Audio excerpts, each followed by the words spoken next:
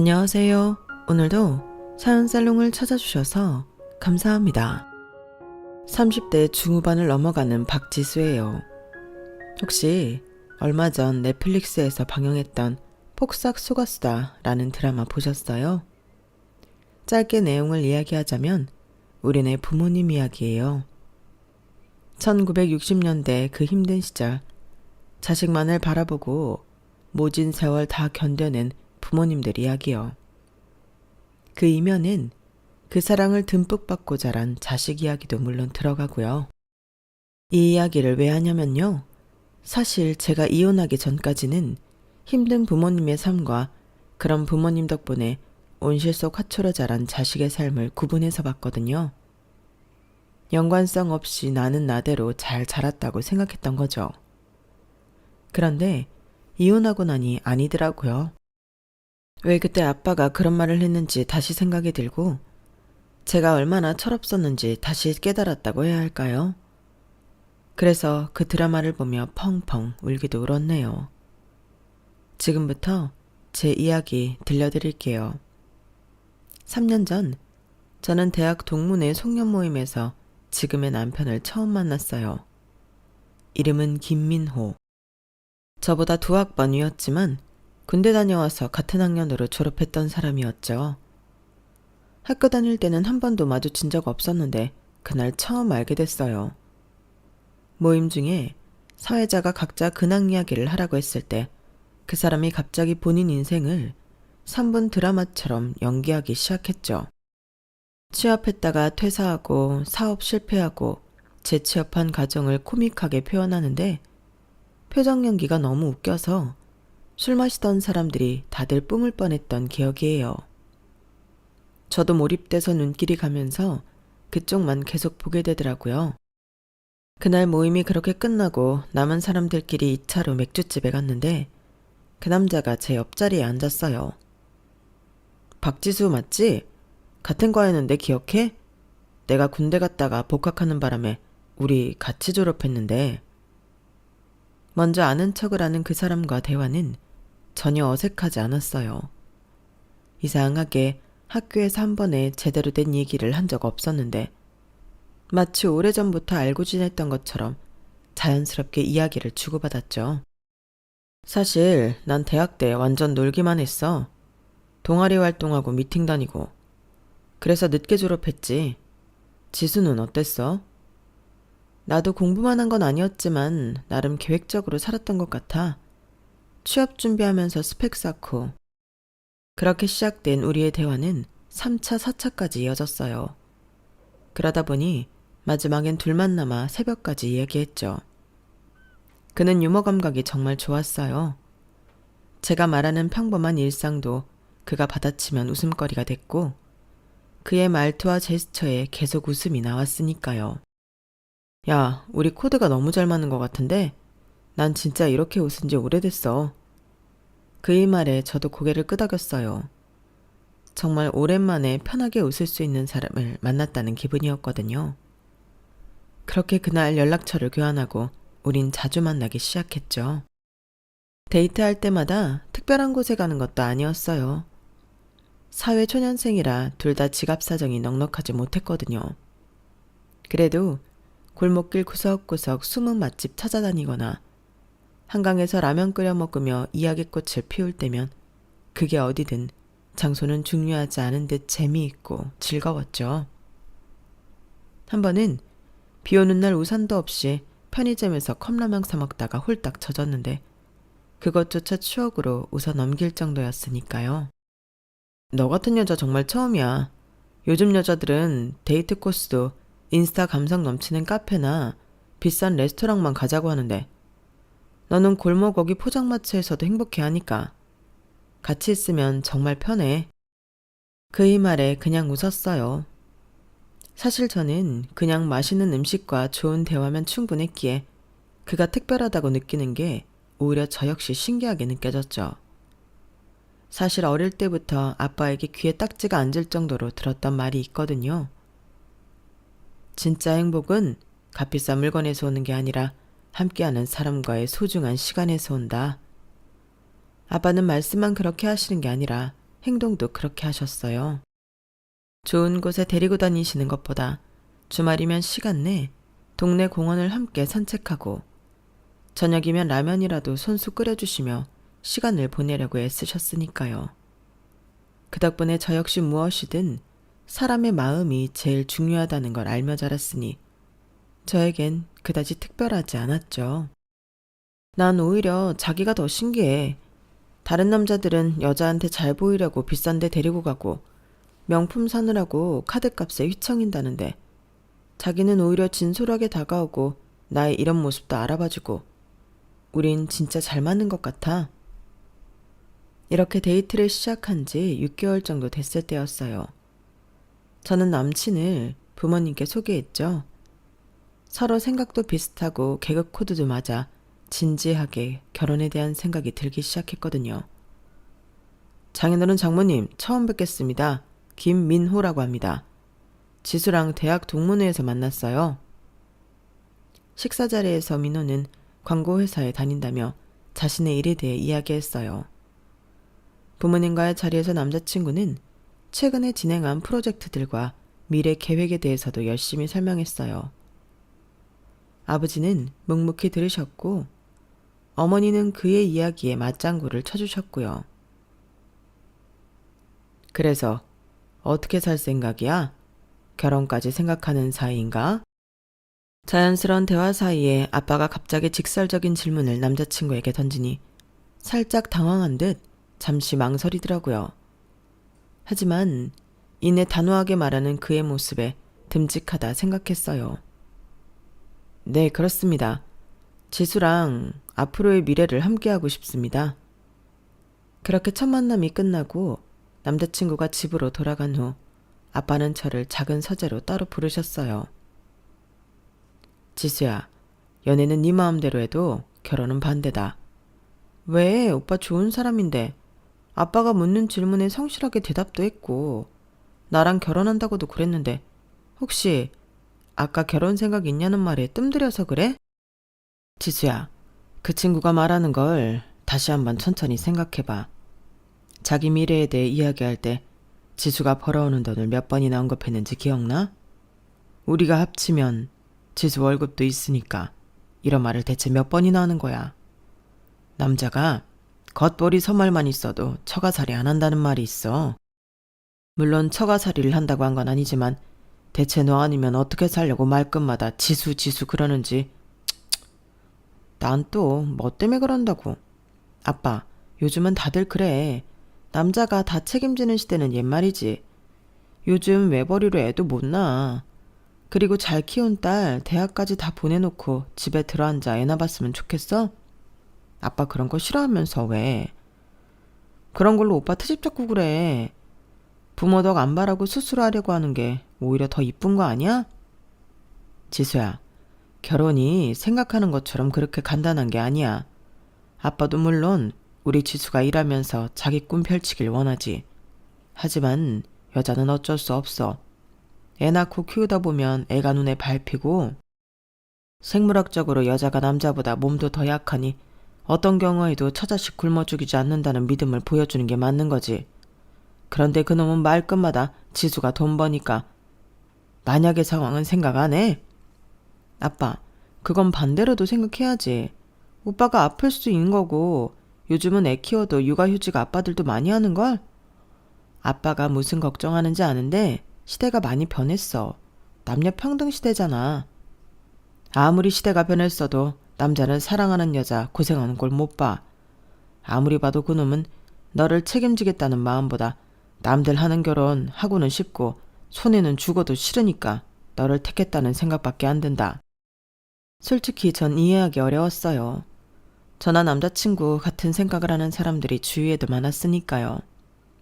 제 기본적인 생각이 성인이 결혼한다면 누가 누구를 부양하고 부담하는 게 아니라 서로 독립된 인격체로 자신의 일을 해내야 한다고 생각했거든요. 그래서 문제될 게 없다고 생각했죠. 다만 아빠의 살아오신 부분을 생각하면 어느 정도 이해는 할 수 있었어요. 아빠는 평생 굳은 일을 하셔도 엄마가 고생하는 모습은 보기 싫다고 하셨으니까요. 덕분에 평생 주부로 사신 엄마는 늘 소녀 같으세요. 아빠는 아마 저도 그런 삶을 살길 원하셨을 거라 짐작했어요. 하지만 자식 이기는 부모 없다고 저와 남자친구 사이는 아무 문제 없으니 결혼 진행은 생각보다 빠르게 이루어졌고 결혼식 전날까지는 아빠는 저에게 말씀하셨네요. 지수야, 지금이라도 아니라고 생각하면 안 해도 돼. 아빠가 다 처리할게. 똥인지 된장인지 먹어봐야 한다고 한다면 더 말릴 수 없겠지만 마지막으로, 정말 마지막으로 한 번만 더 묻는 거야. 아빠, 정말 결혼식 전날까지 이럴 거야? 상견례도 다 했고 내일 식장 들어가는데 아빠가 그렇게 말하면 나 속상해. 그냥 축하해주면 안 돼? 그래, 네가 네 힘으로 지지고 볶고 산다고 했으니까 어디 한번 잘 살아봐. 다시 한번 말하지만 그놈하고 사는 동안에는 아빠한테 바라지 마. 안 바래. 아무것도. 셀프효도 하기로 했다니까? 그러니까 아빠도 오빠한테 괜히 친근하게 안 한다고 서운해하지 마. 내가 더 잘할게. 알았지? 그래, 잘 살아. 보란듯이 잘 살아. 그렇게 저는 아빠의 반대를 무릅쓰고 결혼했어요. 결혼식에 들어가는 비용이 아깝다는 생각에 작게 올리고 신혼여행도 국내로 간소하게 다녀왔죠. 아빠는 처음엔 섭섭해하셨지만 결국 저의 결정을 존중해 주셨어요. 결혼 초기에는 정말 행복한 일들만 가득했던 기억이에요. 두 사람의 월급을 합쳐 생활하니 생각보다 여유롭게 살 수 있었고 집안일을 서로 분담해서 하니 힘들지도 않았어요. 오히려 퇴근 후 집에 오면 기다리는 사람이 있으니 이야기가 끊이지 않았고 이래서 다들 결혼하는구나 싶은 생각에 정말 깨소금 볶는 신혼생활을 했으니까요. 그렇게 아기 천사가 찾아왔을 땐 세상 모두가 우리 편이 된 것 같은 느낌이 들기도 했었어요. 이세 계획을 세운 지 얼마 되지 않아 찾아온 아이였기에 더 그랬죠. 임신 테스트기에 두 줄이 선명하게 나타났을 때 남편이 얼마나 좋아했는지 환호성 치르던 그 얼굴이 아직도 선명할 정도예요. 와, 진짜? 지수야, 우리 진짜 부모가 되는 거야. 이제 우리 셋이 되는 거잖아. 나 너무 설레. 내가 아빠가 된다니. 그의 환호성에 저도 덩달아 기뻤죠. 임신 초기에는 입덧이 심해서 힘든 점도 많았어요. 하지만 남편은 제가 먹을 수 있는 음식을 찾아 이곳저곳 뛰어다녔고 회사 일로 바쁜 와중에도 저를 챙기려 노력했기에 견뎌낼 수 있었네요. 지수야, 오늘 엄마랑 통화했더니 임신했을 때 배 아래가 차면 안 된대. 이거 집에서 늘 배 감싸고 있어. 알았지?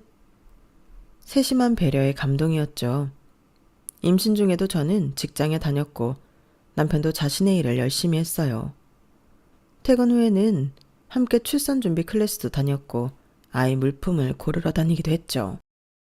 임신 8개월쯤 되었을 때 회사에서 육아휴직에 대한 이야기가 나왔어요. 지수야, 내가 먼저 3개월 육아휴직 쓰고 그 다음에 네가 쓰는 건 어때? 요즘 워킹데디도 많다고 하던데 꼭 엄마가 먼저 할 필요는 없잖아. 생각지도 못한 남편의 말에 정말 놀랐어요. 보통 육아휴직은 여자가 당연히 쓰는 것처럼 여겨지는데 남편이 먼저 나서서 그런 제안을 하다뇨. 저는 행복한 마음으로 그의 제안을 받아들였어요. 고마워 자기야. 정말 든든하다.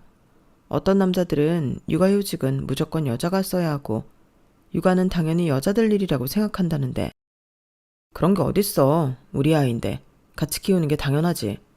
그리고 내가 다른 남자들하고 다르다는 거 설마 이제 한 거 아니지? 그렇게 아이가 태어났고 남편은 약속대로 육아휴직을 썼어요. 처음에는 서툴렀지만 곧 기저귀 갈기, 분유 타기의 달인이 되었죠.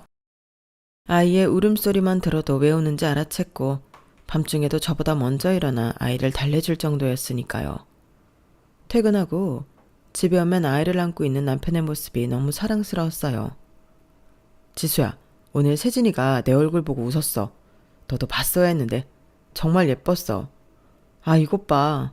내가 동영상으로 찍어뒀어. 휴대폰 화면 속에는 웃고 있는 아이와 함께 있는 행복한 남편의 모습이 담겨 있었죠. 3개월이 지나고 남편이 회사로 복귀하고 제가 육아휴직을 시작했지만 그는 여전히 집안일과 육아를 반반씩 나눠 했어요. 주말이면 아이를 업고 장을 보러 가기도 하고 저녁밥을 차려주기도 했죠. 지수야, 오늘은 내가 요리사. 자기는 우리 세진이 보고 있어. 나 혼자서도 잘할 수 있으니까 걱정하지 말고. 오늘 저녁 기대하라고. 장난스럽게 요리사 모자를 쓰고 앞치마를 두른 남편의 모습에 웃음이 나왔어요. 정말 완벽한 남편, 완벽한 아빠였죠. 이런 모습을 보면 아빠의 우려가 기우였다는 생각이 들었고, 그래서 가끔 아빠에게 전화해서 우리 행복한 모습을 자랑하기도 했네요. 아빠, 오빠가 세진이 기저귀도 잘 갈고 요리도 잘해. 주말에 한번 놀러와. 보면 정말 깜짝 놀랄걸? 아빠는 웃으며 다행이라는 말씀만 하셨어요. 제 행복을 진심으로 바라셨을 분이라는 걸 알고 있으니 더 일부러 전화에 말했던 것 같아요. 아빠가 걱정하는 것처럼 자기 이익만 챙기는 사람 아니라는 그 말, 그 걱정을 덜어내고 싶었던 거죠. 그러던 어느 날 갑자기 퇴근하고 돌아오는 남편의 얼굴에 그늘이 보였죠. 자기야, 오늘 회사에서 무슨 일 있었어? 점심때까지만 해도 별다른 말 없었는데 왜 갑자기 얼굴이 어두워? 퇴근하면서 엄마한테 전화 왔는데 엄마가 계단에서 넘어져서 다리를 다치셨어. 수술해야 한대. 어머, 많이 다치셨어? 지금 어디 계셔? 지금은 응급실이야. 형이 먼저 가 있고. 그럼 지금 가자 빨리. 저희는 서둘러 병원으로 향했어요. 시어머니는 계단에서 넘어져 다리가 골절된 상태였고 수술이 필요하다고 했죠. 수술비가 좀 많이 나올 것 같아. 보험은 있지만 자기 부담금이 있거든. 그렇겠지. 그래도 어떻게 부모님인데. 500만 원 정도 예상하는데 형이랑 이야기해야겠지만 간병인도 써야 해서 300 이상은 내야 할 텐데 우리 반반 부담하자. 그 말의 순간 멈칫했어요. 왜 갑자기 반반이란 말이 나오지? 라는 생각이 들었거든요. 결혼할 때부터 우리는 셀프 효도를 하자고 약속했고 각자 자기 부모님에 대한 책임은 자기가 지기로 했었거든요. 물론 도와달라면 당연히 부모니까 도울 순 있지만 반반이라는 말은 생각지도 못했어요. 반반? 그러니까 자기 말은 자기가 300 이상 내야 하니까 적어도 나보고 150은 내란 얘기야? 솔직히 갑자기 큰돈 내는 건 나도 부담이야. 명절이나 생신 때 용돈이야 예상하고 내가 드릴 수 있는 거지만 나 혼자 감당하기엔 좀 큰돈이야. 다른 데 쓴다는 것도 아니고 부모님 건강과 관련된 거니까 반반씩 부담하는 게 좋을 것 같아서. 이건 특수 상황이잖아. 안 그래? 순간 머릿속이 복잡해지더라고요. 갑자기 300만 원이라는 돈을 지출해야 한다니 큰 부담으로 느껴지는 건 맞고 부모님 일인데 계산적으로 행동하는 게 옳을까 하는 양심적 가책도 조금 느껴지더라고요. 그런저런 생각을 하다 보니 불현듯 결혼 전 아빠가 했던 말이 떠올랐어요. 자기 손해보기 싫어한다는 그 말. 하지만 대수롭지 않게 넘어갔죠. 부모님 건강과 관련된 일이라고 남편이 먼저 말했으니 나중에 제 부모님이 아프더라도 남편에게 도움을 받는다면 손해볼 건 없다고 생각했으니까요. 그래 알았어. 함께 부담하자. 시어머니의 수술은 다행히 잘 끝났고 간병인의 도움을 받아 집으로 돌아가셨어요. 저희는 주말마다 시댁에 가서 집안일을 도왔고 간병비와 병원비도 함께 냈죠. 그렇게 무리해서 회사와 육아, 시어머니 간병까지 해서 그런지 갑자기 몸살에 걸리게 되었어요. 심한 독감에 걸려서 고열이 나고 몸몸이 아팠죠. 아이는 돌이 지난 상태였지만 아직 많은 도움이 필요했어요. 자기야, 나 정말 손 하나 까딱 못하겠어. 세진이 이유식도 만들어야 하는데 세진이한테 감기 옮기면 어떡하지?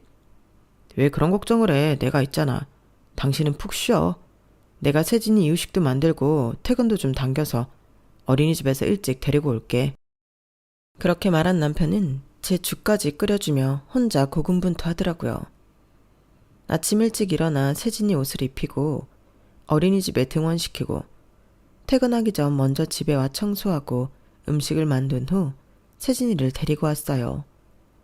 3일 정도 푹 쉬고 나니 열도 내려가고 움직일만 해지더라고요. 자기야 고마워. 나 이제 좀 살 것 같아. 자기 아니었으면 나 정말 힘들었을 거야. 이래서 다들 혼자보다 결혼하는 게 좋다고 하나 봐. 뭘 이런 걸로. 이제 다 나았다니까 다행이다. 그래도 무리하지 마. 그렇게 일상으로 돌아왔는데 이상한 점을 발견했어요. 제가 아프기 전과 다르게 남편이 집안일이나 육아에 전혀 손을 대지 않는다는 점이었죠. 전에는 분명 분담해서 했는데 갑자기 모든 일을 저한테 미루는 것 같았어요. 자기야, 세진이 똥 쌌나 봐. 기저귀 좀 갈아줘. 내가 저녁 준비하고 있어서 지금 기저귀를 못 갈겠어. 지난번에 늦었더니 발진 생겨서. 미안한데 지금 나 회사에서 온 메일 급하게 확인 중이야. 오늘 야근해야 하는데 일찍 나왔거든. 빨리 답변해줘야 하는 거라 이거 다 하고 할게. 그러더니 한참을 컴퓨터 앞에서 일어나지 않더라고요. 결국 제가 기저귀를 다 갈고 씻긴 후 저녁을 차렸죠. 이런 상황이 며칠 계속되자 이상하다는 생각이 들더라고요. 자기야, 요즘 많이 바빠? 바쁜 건 알겠는데 왜 요즘 집안일이나 세진이 돌보는 거나 혼자 하는 느낌이 드는지 모르겠어. 어제 분리수거도 나 혼자 하는데 피곤하다고 씻으러 가버리고. 내가 예민한 거 아니지? 회사가 바쁘기도 바빴는데 요 며칠 당신 아팠을 때 내가 전부 다 했잖아. 난 아침에 일어나 너 먹을 죽까지 끓였어. 오늘이 딱 3일째니까 내일부터 나도 같이 할게. 그럼 됐지? 그때 머리를 한 대 띵 맞은 것 같았어요. 남자는 사랑하는 여자 고생하는 꼴 못 본다는 아빠의 말 그땐 이해하지 못했는데 무슨 말인지 알 것 같다는 느낌이 들더라고요. 정말 기브앤테이크 딱 준 만큼 받는다는 건가? 싶은 생각이 머릿속에 자리 잡기 시작할 즈음 청약에 당첨되었어요. 경기도에 위치한 신도시로 35평 남양 아파트였고 단지 내 작은 공원도 있어 아이 키우기에 좋은 환경이었죠. 와, 드디어 우리 집이다. 신혼 때부터 모은 돈이 이렇게 쓰이는구나. 남편도 저도 기뻤어요. 이사 준비를 하면서 남편에게 느꼈던 서운한 감정들이 잊혀지고 새 집에 대한 기대감으로 가득 찼죠. 그렇게 이사 당일이 왔고 우리 새 가족은 설레는 마음으로 새 집으로 향했네요. 세진아, 이제 여기가 우리 집이야. 네 방도 따로 있고 놀이터도 가까이 있어. 그새 자란 아이는 아장아장 걸으며 집안 곳곳을 돌아다녔고 그 모습을 보며 남편과 저는 바닥에 층간소음 매트 먼저 구입해야겠다며 웃었던 기억이에요. 저희는 열심히 집을 정리하고 가구도 새로 사서 배치했죠. 특히 거실에는 고급스러운 원목 테이블과 의자를 들여놓았어요. 특별히 골랐던 것들이었죠. 이거 진짜 오래 쓸 수 있는 거래. 내구성도 좋고 1,000원 원목이라 환경에도 좋대. 비싸긴 하지만 품질은 확실해. 이사하고 며칠 뒤 아침 식사 중에 일이 벌어졌어요. 아이가 갑자기 인상을 쓰며 불편한 표정을 지었는데 저는 그 표정이 무엇을 뜻하는지 잘 알고 있었죠. 세진아 기다려. 엄마가 데려갈게. 화장실 가고 싶을 때 나오는 표정이라 저는 아이를 급히 안아 화장실로 데려가려 했는데 그 과정에서 의자가 뒤로 넘어지며 바닥에 쿵 하고 떨어졌어요. 강화마루 바닥이 의자 모서리에 찍히는 소리가 났죠. 뭐야? 지수야, 조심 좀 해. 바닥에 기스나면 지워지지도 않는 거 몰라서 그래? 남편의 목소리가 예상외로 날카로웠어요. 아이가 더 급한 상황이라 일단 화장실로 데려갔고 돌아와서 바닥을 확인했죠. 작게 패인 자국이 있었지만 심각한 정도는 아니었어요. 세진이가 급해서 가다 보니 그럴 수 있지. 크게 상한 것 같지도 않은데 아침부터 왜 큰 소리 내고 그래. 서로 기분 나쁘게. 그게 상한 것 같지 않다고? 이게 얼마나 비싼 마루인지 알아? 방금 이사 와서 벌써 이렇게 망가뜨리면 어떡해. 앞으로 못해도 이 집에서 10년을 살아야 하는데 이사 온 지 며칠 되었다고 벌써 중고로 만들어버리려고 그래. 아, 진짜 복원하는 방법 같은 건 없나? 그렇게 말하던 남편은 아침밥을 먹다 말고 핸드폰을 들고 바닥에 앉아 패인 자국을 이리 보고 저리 보더라고요. 전 그런 남편 반응이 과하다고 느꼈어요. 물론 새 집이니 조심해야 하지만 아이가 있는 집은 이런 일이 생길 수 있는 거잖아요. 그런데 며칠 후 비슷한 일이 또 생겼어요. 세진이가 장난감을 던졌는데 그게 벽에 부딪혀 작은 자국을 남겼죠. 세진아, 아빠가 몇 번을 말해. 장난감 던지면 바닥에 찍힌다고. 싼장판이랑 다르게 마루는 계속 자국이 남는다고. 자기야, 세진이가 장난감을 던진 건 잘못한 게 맞아. 그건 주의를 줘야 하는 거야. 그런데 그걸로 인해 마룻바닥에 자국이 남는다고 애를 그렇게 혼낼 일이야? 집은 소모품이야. 살다 보면 찍히고 긁힐 수 있는 거지. 그럴 때마다 이렇게 붙잡고 한 소리 해야 해? 소모품? 이 집에 들여오려고 내가 얼마나 힘들게 돈을 모았는데 그런 소리를 쉽게 해. 돈? 자기만 모은 거 아니잖아. 우리 똑같이 모은 돈으로 산 거야. 우리 둘이 함께 벌어서 산 돈인데 왜 내가 당신 눈치를 봐야 해? 눈치? 힘들게 번 돈으로 산 집이니까 아끼자는 게 그렇게 눈치 볼 일이야? 당신이 그렇게 생각하니까 우리 세진이가 뭘 보고 자라겠어? 난 규칙을 가르치는 것뿐이야. 이야기는 점점 감정 싸움으로 번졌어요. 집이라는 물건을 아끼는 것과 아이의 행동에 대한 교육 방식까지 연결되면서요. 그날 밤 저는 침대에 누워 생각에 잠겼어요. 신혼 때는 분명 서로 비슷한 가치관을 가지고 있다고 생각했는데 시간이 지날수록 민호의 본 모습이 드러나는 것 같았어요. 아빠가 걱정했던 그 모습들이 하나둘씩 현실이 되고 있는 건 아닐까 머릿속이 복잡했죠. 생각해보니 이런 일만 있었던 게 아니었어요. 임신하고 우리는 중고차를 구입했었는데요. 당시 새 차를 살 여유는 없었고 아이가 태어나면 차가 필요할 것 같아서 상태 좋은 중고차를 찾아 여기저기 돌아다녔던 기억이 나요. 이 차가 가격도 적당하고 상태도 괜찮아 보이는데 어때? 차를 구입하고 난 후 남편은 그 차를 마치 새 차인 것처럼 관리했어요. 차는 관리하면 할수록 더 오래 타고 가족들이 안전하다는 말에 저도 내심 싫지 않았던 것 같아요. 그런데 생각해보면 좀 과했던 거죠. 새 차는 기본이고 실내에 작은 흠집 하나 생기는 것도 용납하지 않았거든요. 자기야, 임신 때문에 주전부리하고 싶은 마음은 아는데 차 안에서는 과자 먹지 말아줘. 부스러기 떨어지면 청소하기 힘들어. 그땐 자기 물건에 애착이 강한 사람이라고 생각했어요. 차 관리를 잘해야 나중에 중고로 팔아도 값을 쳐준다는 말에 노력하는 모습이 왜 그때 멋있다고 생각했는지 모르겠어요. 하지만 이제 보니 그가 물건을 아끼는 이유는 단순한 애착이 아니라 손해보는 것을 극도로 싫어하는 성격 때문이었던 거예요. 시부모님 병원비는 반반 부담하자고 하면서 제가 아플 때 도와주는 건 나중에 받아내야 할 빚처럼 여기고 집이나 차 같은 물건은 자신의 재산으로 여겨 지나치게 소중히 여기는 모습이 아빠가 걱정해서 모습들인가 싶었던 거예요. 그렇게 시간이 흐르던 중 친정아빠의 칠순이 다가왔어요. 날짜를 확인하고 저는 고민에 빠졌죠. 아빠에게 특별한 선물을 해드리고 싶었거든요. 여러 가지 생각을 하다가 문득 좋은 아이디어가 떠올랐어요. 해외여행. 아빠는 평생 일만 하시느라 한 번도 비행기를 타본 적이 없으셨어요. 건강하실 때 좋은 곳도 구경시켜드리고 싶었죠. 시간이 지나면 더 여유가 생기겠지만 그때까지 아빠 건강이 보장되리라는 법은 없었으니까요. 인터넷으로 여행 정보를 찾아보며 계획을 세우고 저녁에 남편에게 말을 꺼냈어요. 자기야, 아빠 칠순 다가오는데 잔치 크게 하는 것보다 해외여행을 보내드리는 게 나을 것 같아. 요즘 가족끼리 하는 추세기도 하고 생각해보니 아빠가 평생 비행기 한번 못 타보셨더라고. 더 나이 들어서 가면 힘들기만 하고 그래도 아직 정정하시니까 더 늦기 전에 다녀오면 좋을 것 같아. 핑계김에 우리도 함께 해외여행하고 좋잖아. 안 그래? 뭐? 장인어른 칠순에 해외여행을 보내드리자고? 비행기 값이 얼마인지 알고 하는 소리지? 아버님 생신이 휴가철이라 비행기값 완전 성수기인 거 알고는 있어? 동남아 쪽으로 다녀오더라도 아무리 싸야 인당 비행기 값이 50만 원인데 우리끼리 가면 어른만 4명이야. 비행기 값만 200만 원이라고. 해외여행이 다 그렇지 뭐. 어른들 모시고 가는데 좋은 계절에 좋은 곳 가려면 비행기 숙박 다 저렴한 건 없더라.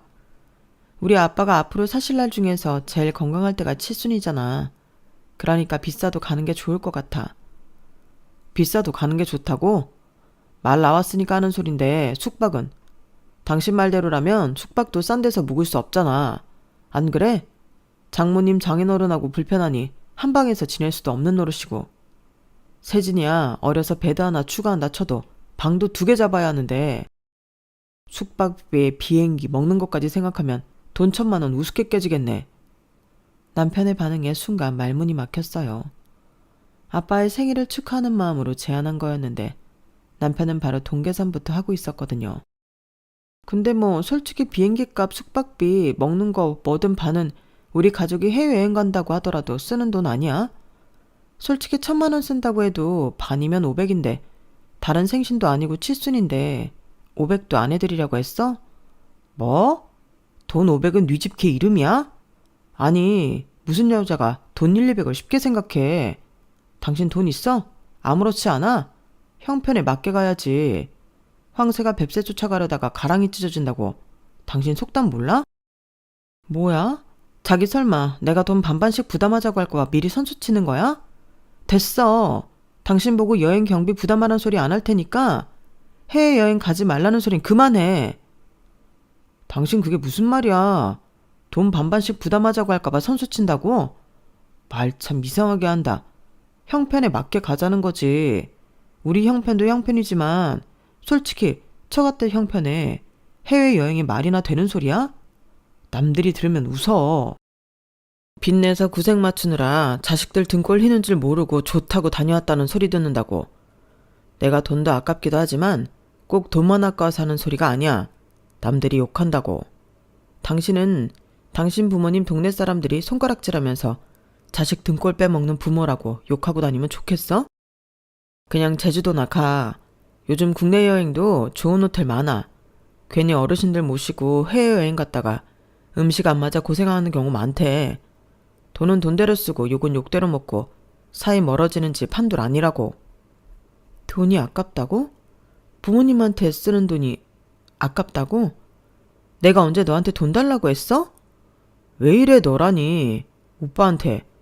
뭐야, 너 찔리는 거 있지? 돈 1,000만 원 쓰는 게 아깝지 않다고 하는 거 보니까 너 나 모르게 모은 돈 꽤 되나 보다?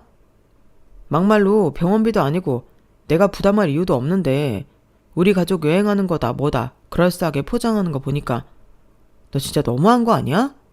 그럴 돈 있었으면 융자 갚을 생각 먼저 했어야지. 지금 나가는 이자가 얼만데. 우리 새 아파트 이사 왔다고 이 집 완전히 우리 거 아니야. 은행 끼고 있어. 정신 똑바로 차리고 얘기해. 정신 똑바로 차려야 할 건 내가 아니라 너겠지. 이제 알겠다.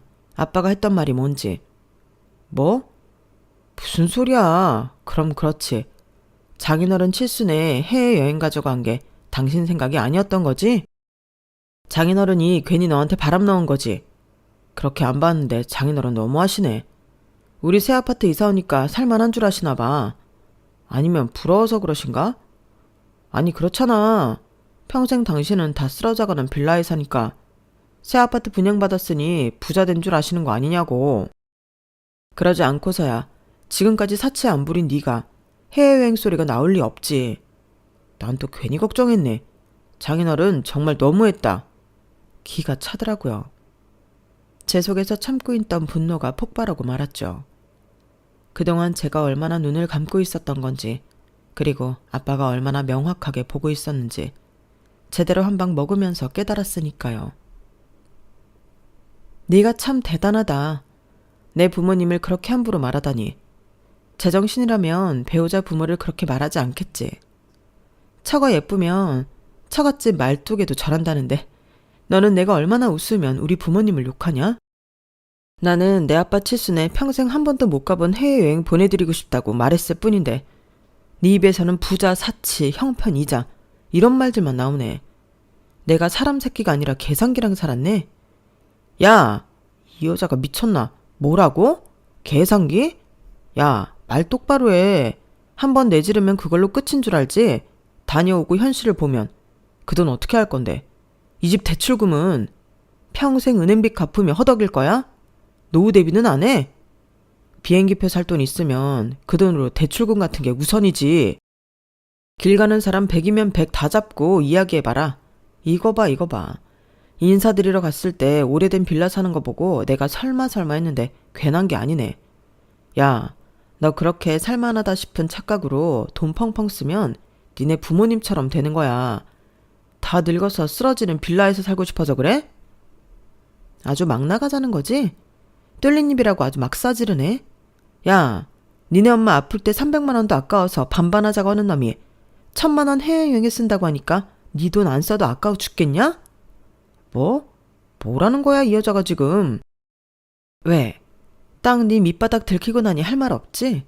남들처럼 살고는 싶고 혼자는 죽어도 그렇게 살 자신 없으니 반반 부담해서 그럴듯하게 이끌어줄 사람이 필요했던 거잖아.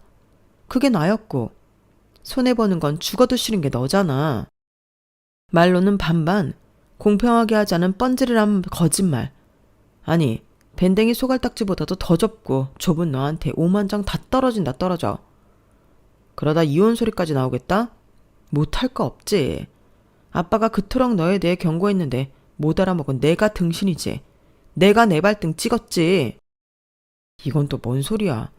해외여행 가고 싶다고 네 여파에 바람 넣는 것들은 모자라 날 반대하셨다고? 그래, 너 처음 본 날 그러시더라. 말끝마다 지수 월급 받으면 지수 일하니까 이 소리 하는데 이놈은 너 돈 버니까 결혼하는 거라고. 손해보는 건 죽어도 싫어하고 날 죽을 때까지 책임져 줄 놈은 아니니까 연애만 하라고.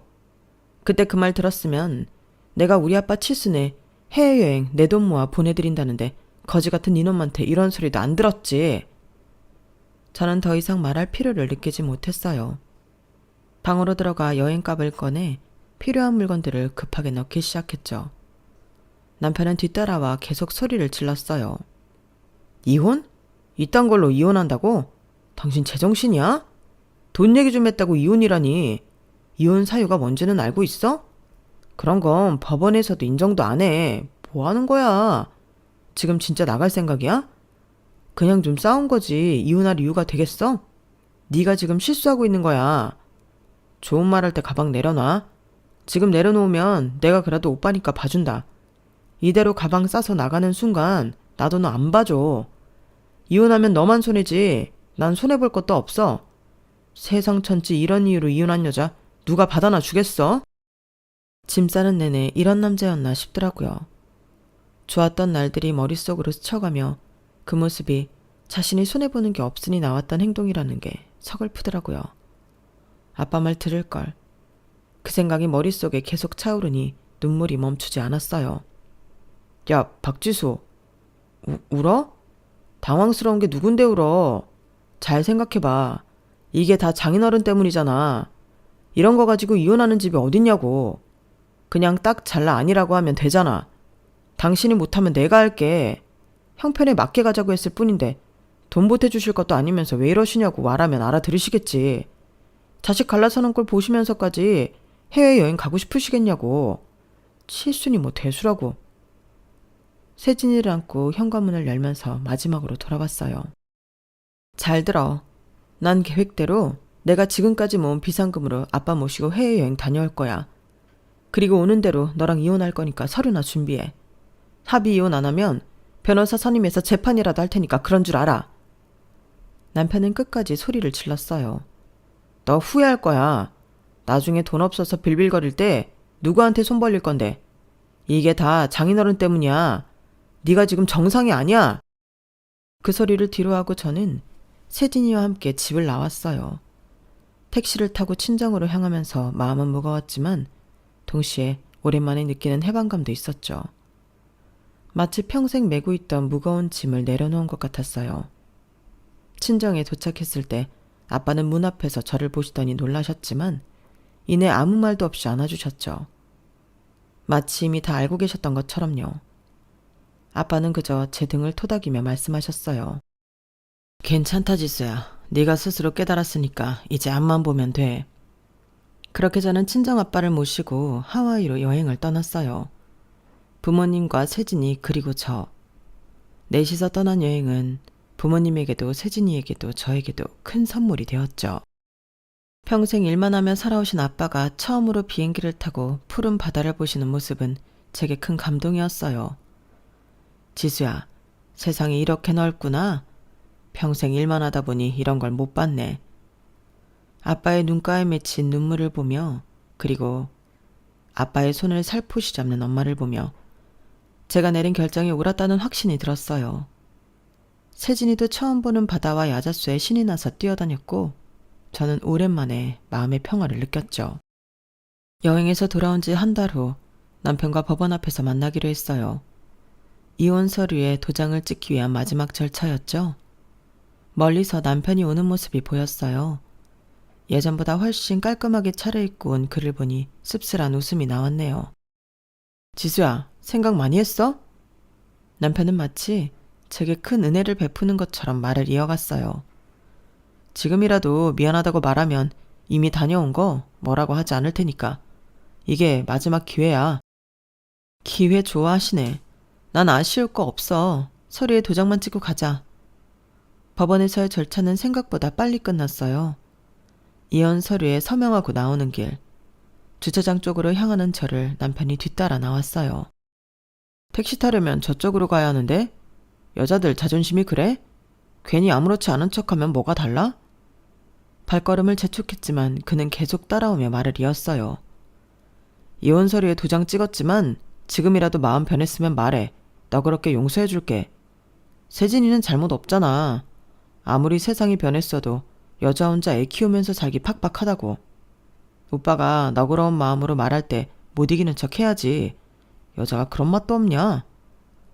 계속되는 그의 말을 무시하고 주차장으로 걸어가 차 키를 꺼내 삑 하는 소리와 함께 차량 문을 열었어요. 너 차 샀어? 남편의 놀란 목소리가 들렸어요. 그의 눈이 커진 것이 보였죠. 어디서 무슨 돈이 나서? 뭐야, 설마 로또에 당첨됐던 거야? 그래서 장인어른 칠순 여행 보내준다고 말했던 거고? 뭔가 아다리가 딱딱 맞네. 그래서 이혼도 지른 거구나. 그 돈 혼자 다 헤쳐먹으려고. 그는 흥분해서 말을 이어갔어요. 너 이거 법원에 말하면 로또 당첨금 반반 되는 거야. 이거 혼인 중 취득한 재산이라고. 그의 말에 피식 웃음이 나왔어요. 착각하지 마. 아빠가 너 같은 쓰레기랑 이혼 잘했다고 나에게 주신 선물이야. 뭐? 지금 그 말을 믿으라고? 오래된 빌라에 사시는 양반이 로또라도 맞았대? 그렇다고 멀쩡히 잘 사는 딸 자식 이혼시키고 차를 사주는 게 말이 돼? 왜 말이 안 돼? 아빠가 이혼 잘했다고 그 빌라 단지 다 놔주신댔는데. 이혼 서류에 도장 찍기 전에 증여하면 괜히 재산 문제 복잡하다고 너랑 이혼 마무리하면 빨리 넘어오라고 하셨어. 나 가봐야 해. 그만 잡아. 뭐? 남편의 눈이 더 커졌어요. 제 말을 이해하지 못한 듯 했죠. 아, 몰랐구나. 아빠가 사는 그 빌라, 그 단지 다 아빠 명이야. 아빠가 왜 이사도 안 가고 거기 사시냐고 했지? 거기가 우리 아빠 삶의 일부니까. 무슨 소리야. 그 빌라 단지가 5동인데. 그게 어떻게. 남편은 말을 더듬으며 핸드폰으로 뭔가를 검색하더니 얼굴이 창백해졌어요. 주소를 알고 있으니 보나마나 현 시세를 찾아봤겠죠. 속물답게요. 시세가 50억? 말도 안 돼. 그렇게 돈이 많으신 분이 왜 지금까지 한 번도 해외여행도 못 가시고 왜 우리 결혼할 때 도와주시지도 않고. 왜냐고? 아빠가 너랑 결혼하는 이상 10원 한 장도 도움 바라지 말라고 하셨거든. 아빠가 평생 엄마 힘들게 사는 거 보기 싫다고 이 약물고 임대사업 하시면서 자수성가하셔서 일궈낸 성과시니까. 당신이 직접 관리하면서 거주하시는 쪽을 택했던 거지. 네가 볼 때 그 하찮아 보이는 그 오래된 빌라에서 말이야. 사실이야? 저 정말이냐고. 아니지. 뭐야. 뭐든 왜 그런 걸 말 안 했어. 남편은 혼란스러운 표정으로 말을 더듬었어요. 아니지. 지금까지 말 안 한 건 그래. 그럴 수 있다고 쳐. 뭐야. 그런 사실을 미리 언질이라도 했으면. 장인어른, 아니 아버님 해외여행 가는 거 가지고 내가 뭐라고 했겠어? 해마다 해외여행 모시고 간다고 해도 내가 당연히 오케이 했지. 그래, 그랬겠지. 네 눈에는 돈만 보였을 테니까. 무슨 소리야. 내가 전에도 말했지만 형편에 맞게 하자는 거였지. 아버님 형편이 그렇다면 우리도 그럴 자격이 충분히 되는 거잖아. 50억이면 나 회사 당장 관두고 빌라 관리해야겠다. 아버님 지금까지 혼자 관리하시느라 힘드셨을 거 아니야. 70이면 이제 은퇴하시고 쉬실 때도 됐지. 안 그래? 자기야, 이대로 간다고? 우리 다시 얘기 좀 하자. 내가 말이 좀 심했던 것 같아. 자기야, 안 비켜? 비켜. 확 밟고 가버리기 전에. 안 돼. 차라리 나 확 치고 가. 못하지? 거봐. 아직 나 사랑하는 거잖아. 우리가 잠시 제정신이 아니었던 거야. 사실 우리 사이 좋았잖아. 서로 분담해서 가정도 잘 꾸려왔고. 다시 잘해보자. 응? 앞으로 너 손 하나 까딱 안 해도 돼. 세진이도 다 내가 키우고 집안일도 다 내가 할게. 우리 다시 잘해보자. 어? 차에 타고 가려는데 계속 차 밖에서 창문을 두드리며 말을 걸더니 안 되겠는지 차 앞에 드러눕더라고요. 아주 인간의 밑바닥 끝까지 보여준다는 생각에 기어를 브레이크에 걸어둔 채 엑셀을 밟았죠. 그랬더니 그 소리에 쫄아서 벌떡 일어나 옆으로 비키더라고요. 그 순간 어찌나 웃음이 나던지 내가 저런 등신 뭐가 좋다고 살았나 싶었죠. 그나마 잘한 건 우리 세진이가 태어났다는데 위안을 삼기로 했어요. 법원에서 마무리를 지었음에도 불구하고 남편은 포기하지 않았어요. 집에도 찾아오고 연락도 계속했죠. 얼마나 귀찮게 굴었는지 경비실에 따로 부탁까지 해야 했죠. 한 번만 더 찾아오면 스토커로 신고할 거야. 접근 금지 신청도 가능하다고 경찰에서 확인했으니까 그냥 조용히 잘 살길 바래. 제 말에 놀랐는지 이후로는 연락도 오지 않았어요. 아마 자신의 행동이 불법이 될 수 있다는 사실을 알고 두려워했겠죠. 무엇보다 손해보는 거 싫어하는 성격이니까요. 한편으론 아빠의 재산이 그놈 눈앞에 아른거릴 텐데 고소하다 싶더라고요. 그렇게 저는 친정에서 새로운 삶을 시작했어요. 세진이와 함께 아빠가 소유한 빌라 중 하나에서 살게 되었죠. 폭삭 속았수다 드라마에 보면 주인공 예순이 딸 금명이가 결혼할 때 이런 말을 해요. 왜 결혼식에 부모님 이름을 넣는지 알겠다고요. 그건 바로 부모님의 자식이기 때문이죠. 정말 쉽고 당연한 진리. 누구보다 내 행복을 바라는 부모님이라는 걸 이렇게 돌고 돌아 깨닫게 되었네요. 그리고 그 금명이가 아빠에게 이런 말도 했어요. 정주영이 아빠 바꾸자고 해도 안 바꾼다고요. 제 마음도 딱 그래요. 정말 많이 사랑하고 존경합니다. 제 이야기는 여기까지입니다. 들어주신 분들 감사드리고요. 소중한 가족들과 함께 행복하시길 바랍니다. 여러분, 사연 댓글에 응원과 현명한 조언 부탁드려요. 좋아요와 구독은 저에게 큰 힘이 됩니다. 오늘도 좋은 일 가득하세요.